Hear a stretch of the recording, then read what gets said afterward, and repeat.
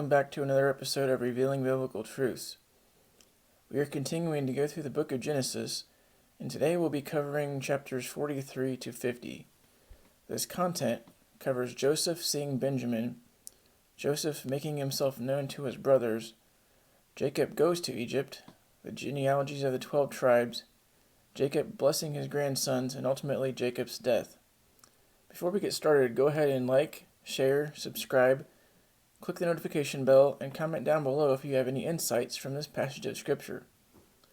So Genesis 43 starts out, and Jacob tells his sons to go down to Egypt to buy grain again, but this time to take food, double the money, and their brother Benjamin with them. When Joseph saw all of them, he told them to come to his house for lunch, but they were afraid because they thought Joseph was going to put them in prison because of the money. But the steward reassured them that it was okay. Joseph brought Simeon back out of the prison. Well, they came in and bowed down before Joseph and asked about their father Jacob, and they told him he was in good health.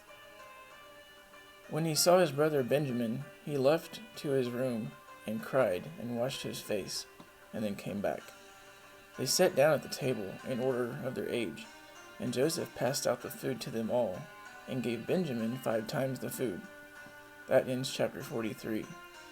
In chapter 44, they finished eating, and they were about to head out of the city. But Joseph put a silver cup in Benjamin's sack, and told his servant to go overtake them, and accuse them of stealing. So they went back through all their sacks, and he found the silver cup in Benjamin's sack.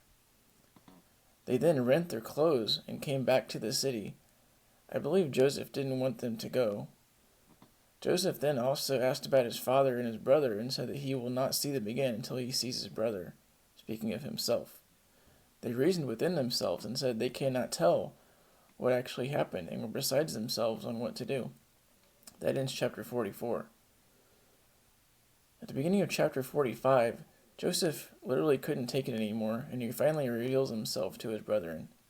He told them not to be angry or grieved with themselves, but that Yah had allowed this to happen in order to save their posterity during the famine. He then tells them to go to Jacob and bring down also Jacob, so that he will be saved, and Joseph will take care of them and feed them during the famine. So they all kissed and cried and talked together. Pharaoh also heard of this and gave them all provisions to go back to get their father. Joseph also gave them a change of clothes, and to his brother Benjamin he gave him 300 pieces of silver and 5 changes of clothes. They finally arrived back in Canaan and told their father. At first he didn't believe the story until he saw all the gifts and animals they had. Then he was happy and decided to go down to see Joseph. And that ends chapter 45. In chapter 46, Yah comes to Jacob in a vision and tells him not to worry, and that he will be with him in Egypt and bring them back out of Egypt as well. Following this, it lists out the sons of the 12 tribes in order of each wife. The grand total number of grandsons was 66, but if you include Dinah and the rest, it adds up to 70. Now 70, of course, is an important number. There were 70 nations listed in earlier Genesis following the Tower of Babel, corresponding to 70 languages. The word for 70 in Hebrew is Shavuah. Finally, Jacob sees Joseph and they cry together. Joseph then tells Jacob to say to Pharaoh that they are cattle herdsmen and not shepherds, because the Egyptians don't like shepherds. This can also be interpreted as prophetic, as the Israelites were called out of slavery and to be like sheep, following the good shepherd of Yahushua HaMashiach. The Egyptians also worshipped the cow/bull in the god called Apis Hathor, which is the Israelites would later carve into the altar of the golden calf when they made the graven image of the cow. In chapter 47, we see Jacob presented before Pharaoh and blessing him. Also, the famine was sore in the land, and money as well. So Joseph sold the grain for the people's cattle instead. The next year, they were also broke, and then they sold their land in exchange for grain. So eventually, all the land became Pharaoh's. Then Joseph made a law that a 5th part of their increase would go to Pharaoh, and that the priests did not have to give up their land. The chapter ends with Jacob on his deathbed, and Joseph promising to bury him back in Canaan in the cave of Machpelah. In chapter 48, we see Jacob blessing Ephraim and Manasseh, just Joseph's sons. He puts his right hand on Ephraim the younger, and his left hand on Manasseh. But when Joseph went to take his hand off and tell him, Jacob acknowledged it and said that he knew what he was doing, and that even though Manasseh would be blessed and a great nation, Ephraim would be a multitude of nations and even greater than Manasseh. In chapter 49, Jacob gathers all his children together and gives prophecies concerning each of the sons. He says that Reuben, even though he had power and strength, would not excel, because he defiled his father's bed.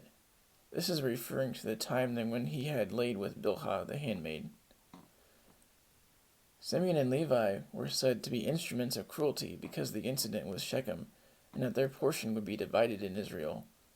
As for Judah, he said that the others would bow down before him, that he is a lion's whelp, and that the scepter and lawgiver shall not depart from him until Shiloh comes. This is referring to Yahusha. He then makes another statement that is prophetic.